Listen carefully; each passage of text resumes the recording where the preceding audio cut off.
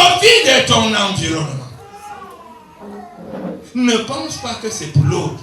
Ah, si on me donnait la femme là, je crois que vraiment avec la femme là, profite de ton célibat. Ah, si on me donnait le travail, je pense que profite de ce que tu as.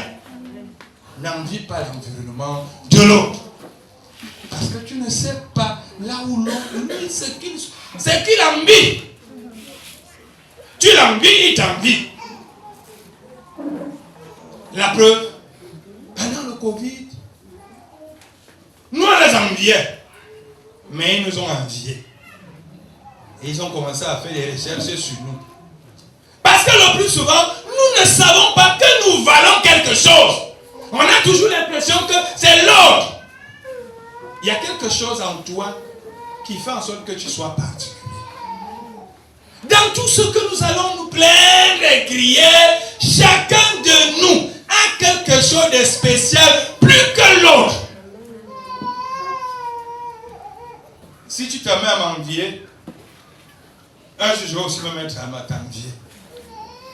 Chacun de nous a quelque chose de spécial. Ne détruisons pas notre environnement pour dire que je vais aller vivre dans l'environnement de l'autre.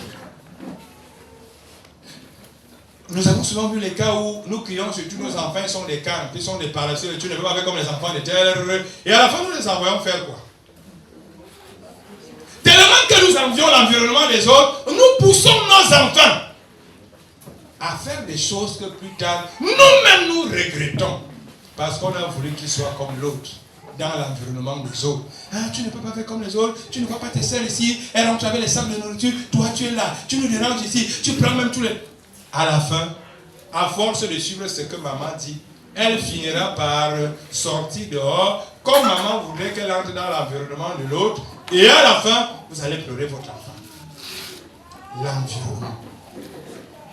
Apprécions d'abord ce que Dieu nous a dit. Apprécions.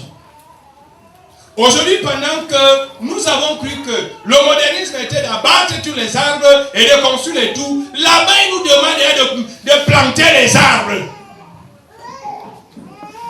Vous voyez le paradoxe? Le modernisme, c'était de couler partout, de mettre partout. Là-bas, on nous demande de planter les arbres. On commande à arrêter les gens parce qu'ils abattent le reste d'arbres qui peut encore donner l'oxygène à l'humanité. Parce qu'ils ont compris que le modernisme qu'ils avaient pris n'était pas le bon. Le modernisme qu'il fallait prendre était celui que Dieu avait donné. Ça veut dire que ton modernisme, c'est en toi-même. Ce que Dieu t'a donné, tu es dans le modernisme. Dieu en te créant, il a mis tout ce que le modernisme peut avoir. Mais si tu laisses, tu détruis, tu enlèves, tu dis que tu vas prendre pour les autres. À la fin, il y a toujours si j'avais su. Et on rentre dans ce qu'on avait laissé. Regardez vous-même aujourd'hui, regardez la mode. Bon, je ne vais même pas parler de mode. Regardez aujourd'hui. Les laits qu'on fabrique déjà, on rentre encore dans l'antiquité. C'est-à-dire, on a l'impression qu'aujourd'hui, les gens se développent déjà plus pour faire le retour aux sources. Regardez comment le retour aux sources est en train de servir. Les langues, les cultures, regardez vous-même. Parce que nous avons laissé l'essentiel. Regardez comment c'est en train d'être fait dans les lycées, dans les collèges, dans les universités, dans les lieux de service. Où maintenant, on revient déjà, on vous montre comment on prépare le sac, on commence à amener les enfants à parler la langue maternelle, on fait ceci. Pourquoi? Parce qu'on a senti qu'on a fait un modernisme en laissant l'essentiel. On avait les poids pour se purger. Nous on mangeait l'haricot, les gens sont allés faire les études. Ils nous ont dit que notre haricot. Les études de qui? Pour qui? Notre haricot. Notre haricot qui nous a bercé depuis la tendre enfance. Quelqu'un dit non, tu manges l'haricot, ça ne va. Notre haricot bouillé. On commence à vous raconter des histoires. Tu restes comme ça, tu poses les mains sur la tête. notre haricot. Maintenant, aujourd'hui, on ne vous demande même plus de manger puisque c'est ça qui est moins cher au marché. Ne mangez donc pas l'haricot. Pour qu'une famille mange aujourd'hui, c'est l'haricot.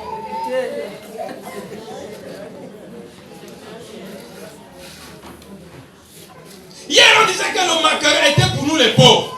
On voit ça où? Chers frères et sœurs, ne détruisons pas notre environnement pour prendre pour nous.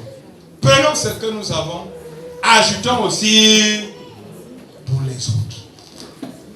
Ne te dénature pas totalement pour dire que tu es là comme un blanc ou comme une blanche. Reste un Ewondo, reste un Bamileke, reste un Boulou, reste à Oussa, ajoute un peu pour l'autre. Ne te dénature. Ne va pas prendre toutes les traditions, les cultures, les civilisations des autres en laissant ta culture, ta tradition et ta civilisation. Parce que dans ta culture et ta civilisation, il y a aussi des valeurs, il y a aussi une richesse. Ce que vous voyez les Chinois faire dans les films là, ils vous montrent. Allez, vous voyez quelqu'un marcher sur les têtes des gens. Ils sont restés accrochés à leurs valeurs. Chaque enfant chinois, dès qu'il a 0 ans, on apprend déjà les arts martiaux, le kung fu, le ceci. Parce que les arts martiaux en Chine, ce ne sont pas seulement pour taper les gens, c'est une élévation d'esprit. Nous devons ne pas abandonner nos valeurs. Les Chinois ont su préserver. Et grâce à ça, aujourd'hui, ils mangent l'argent dans le monde entier. La culture est en train de faire développer leur pays. La culture de ton village peut faire développer ton village.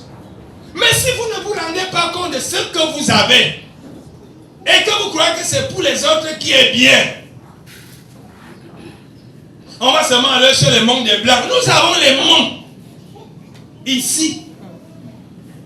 On va seulement prendre les avions pour voir le monde des autres. Prenons aussi le vélo, les bus, les trains, les taxis. Allons voir nos mondes. Ce n'est pas simplement bien chez les autres. C'est aussi bien.